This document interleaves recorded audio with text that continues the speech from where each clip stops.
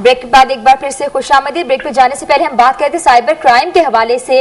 इसी बारे में बात करने के लिए हमारे साथ इस वक्त लाइन पर मौजूद है अमार जाफरी साहब। आपको बताते चलें कि ये वो शख्सियत हैं जिन्होंने साइबर क्राइम के कानून की जो है पिलर्स रखी, ये उनके बानी हैं और ये प्रोजेक्ट डायरेक्टर रह चुके हैं साइबर क्राइम डिपार्टमेंट FIA के। अस्सलाम वालेकुम अमार जाफरी साहब। बहुत शुक्रिया हमें ज्वाइन करने के लिए। अमार जाफरी साहब, आप जानते हैं कि पाकिस्तान साइबर आर्मी और इंडिया साइबर आर्मी के दरमियान एक जंग जारी है साइबर जंग के नाम से, तो इस सूरत हाल को कैसे देखते हैं आप?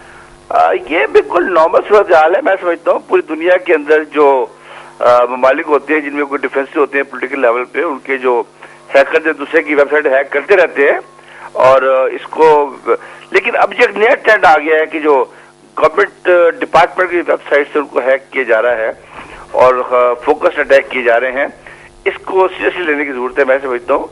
और जो गवर्नमेंट डिपार्टमेंट्स हैं, खासतौर पर सेंसिटिव गवर्नमेंट डिपार्टमेंट्स हैं, उनको अपनी वेबसाइट को सिक्योर करना चाहिए।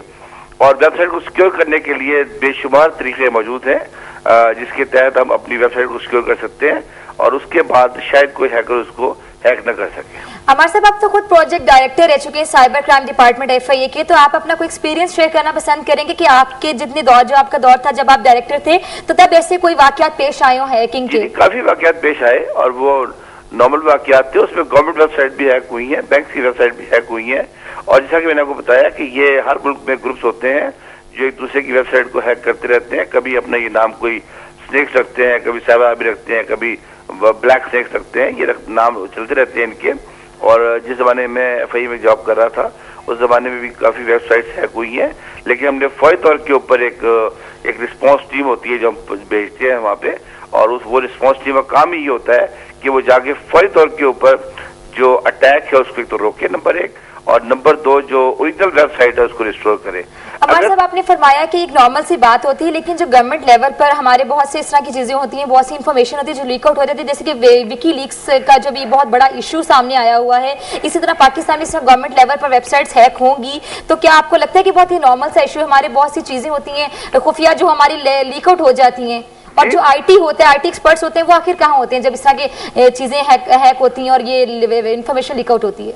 दोबारा रिपीट करेंगे सवाल अपना जरा। मैं आपसे जानना चाह रही हूँ कि जब इतने बड़े लेवल पर हैकिंग होती है कि आपकी गवर्नमेंट जो सेक्टर है वो इन्वॉल्व हो जाता है, हमारे सेंसिटिव इदारों की वेबसाइट्स को हैक कर लिया जाता है, तो तब तो हम यकीनन ये नहीं कहेंगे ना कि यंगस्टर्स की ये कोई यंगस्टर्स की वजह से हुआ है, ये कोई इस तरह की बात है। डेफिनेटली जो हमारे IT एक्सपर्ट्स उन पर जिम्मेदारी आयद होती है कि बड़ा सेंसिटिव चीज होती है कि अभी गवर्नमेंट की जो सेक्टर में जितनी भी खुफिया जो वेबसाइट्स होती हैं, जो आपकी सेंसिटिव इदारे होते हैं, उनकी वेबसाइट्स की जिम्मेदारी उन पर आयद होती है, उनके तहफ्फुज़ की।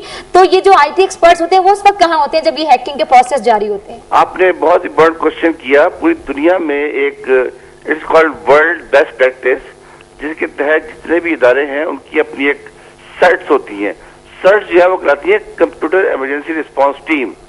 इस तरह आपकी एक नेशनल सर्ट होती है जो कि पूरे मुल्क में निगाह रखती है। अल्लाह के लिए हमारे मुल्क में अभी सर्ट्स कायम नहीं हुई हैं और हम बड़ी कोशिश कर रहे हैं ऐसे इदारे कायम करने की। मुल्क में एक NGO के तौर पे भी काम कर रहा हूँ मैं इस सिलसिले के अंदर, जिसके अंदर जब कोई इदारे की वेबसाइट को हैक किया जाए तो फौरी तौर के ऊपर उसकी मदद की जाए। क्योंकि देखिए, आमतौर पे जब वेबसाइट बनाई जाती है तो वो किसी जगह होस्ट होती है, तो जो अटैक होता है वो होस्टिंग सर्वर पे होता है।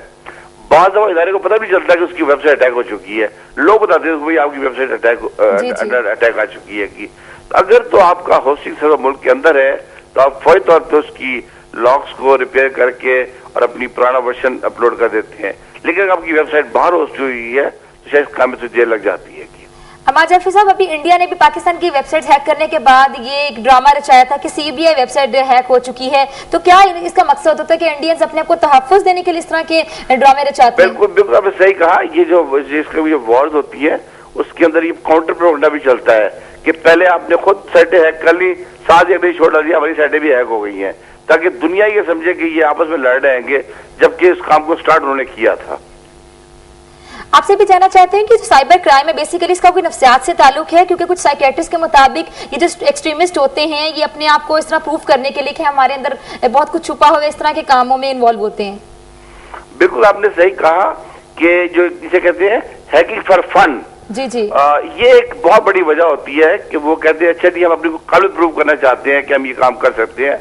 इसीलिए आमतौर पर जो यूनिवर्सिटीज वगैरह हैं उनके लैब्स के अंदर ये बच्चे ज्यादा काम करते हैं और उनको नहीं पता होता कि ये जुर्म है।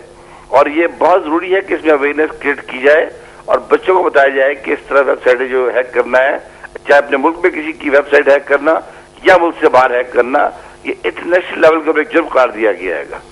अमार जाफरी साहब, इतने बड़े पैमाने पर जो हैकिंग है, क्या वो पॉसिबल होती है? जिसमें विकीलीक्स में भी बहुत से इशू सामने आए हैं, वहां पर भी इस तरह का मसला सामने आया था। तो अगर पॉसिबल होती है तो आपको नहीं लगता कि पाकिस्तान के जितने भी दिफाई राज हैं वो शदीद खतरे में इस वक्त हैं?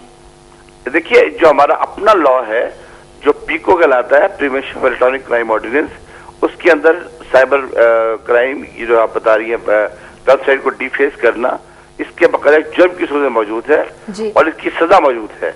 और इसके अंदर फिर हम प्रूव करते हैं कि जी ये वेबसाइट इसी आदमी ने या इदारे ने हैक की है। लेकिन अभी तक इसकी इम्प्लीमेंटेशन जो है वो आप सही कह रही है, इतनी सीरियस नहीं हो रही है हमारे मुल्क के अंदर।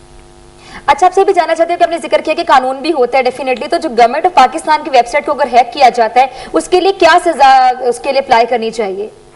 दोबारा कीजिए क्वेश्चन। मैं आपसे जानना चाहती हूँ कि डेफिनेटली कानून बने होते हैं, आपने खुद जिक्र किया कि कानून होते हैं इसके सिलसिले में। तो जब गवर्नमेंट ऑफ पाकिस्तान की वेबसाइट को हैक किया जाएगा तो ये तो कोई बच्चों का खेल नहीं समझा जाएगा कि बच्चे हैं, ये नफ्सियात है या हैकिंग इज अ फन, तो हम इस सेंस में तो इसको नहीं लेंगे। और जब हमारा हमसाया मुल्क इसमें इन्वॉल्व हो भारत, तो इसके लिए क्या सजा जो है वो लागू की जा सकती है? देखिए, हमारे पास एक फोरम मौजूद है इंटरपोल का, उसके जरिए हम शिकायत कर सकते हैं।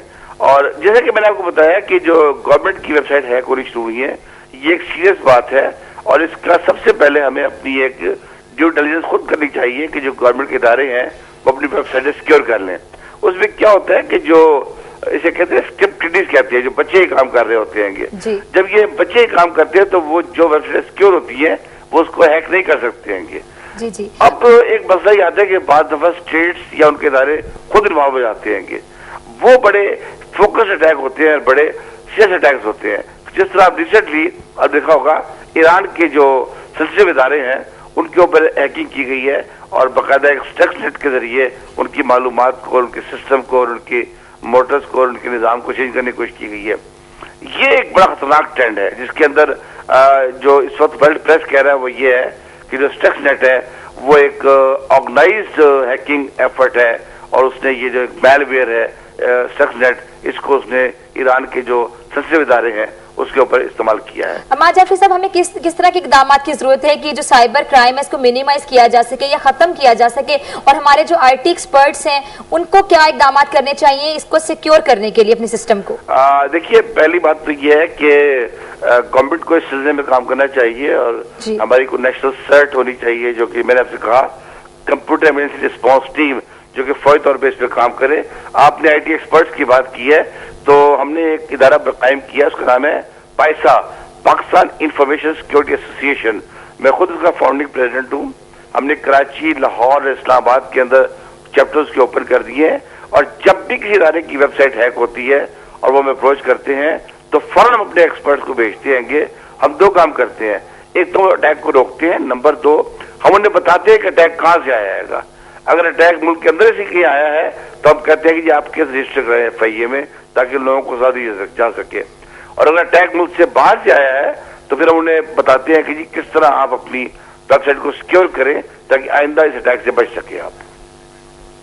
जी, बहुत शुक्रिया। हमारे साथ लाइन पर मौजूद है अमार जाफरी साहब, जो कि प्रोजेक्ट डायरेक्टर रह चुके हैं साइबर क्राइम डिपार्टमेंट FIA के, और ये वो शख्सियत हैं जिन्होंने साइबर क्राइम के कानून को बनाया, ये कानून के बानी हैं। उन्होंने हमें इंफॉर्मेशन से आगाह किया। उनका ये कहना था कि ये एक नॉर्मल सा इशू है हैकिंग, क्योंकि आजकल यंगस्टर्स में ये बहुत ज़्यादा पाया जाता है, ये रुझान, जो बच्चे हैं वो हैकिंग में इन्वॉल्व होते हैं, क्योंकि वो बेसिकली उन्होंने बड़ा एक अच्छा जुमला यूज़ किया कि हैकिंग इज़ अ फन। बच्चे इसको फन के तौर पर एक गेम समझ कर यूज़ करते हैं हैकिंग को। लेकिन जब इतने बड़े लेवल पर हैकिंग हो रही है कि पाकिस्तान साइबर आर्मी और इंडियन साइबर आर्मी इन्वॉल्व हो रही है, कि पाकिस्तान की 40 वेबसाइट्स को हैक कर लिया गया, जिसके बदले में पाकिस्तानी नौजवानों ने मुश्तिल होकर इंडिया की 270 वेबसाइट्स को हैक कर लिया, तो इसमें definitely hacking is a fun वाली बात तो नहीं होगी, या एक एक्सक्यूज नहीं होगा कि हैकिंग इज अ गेम।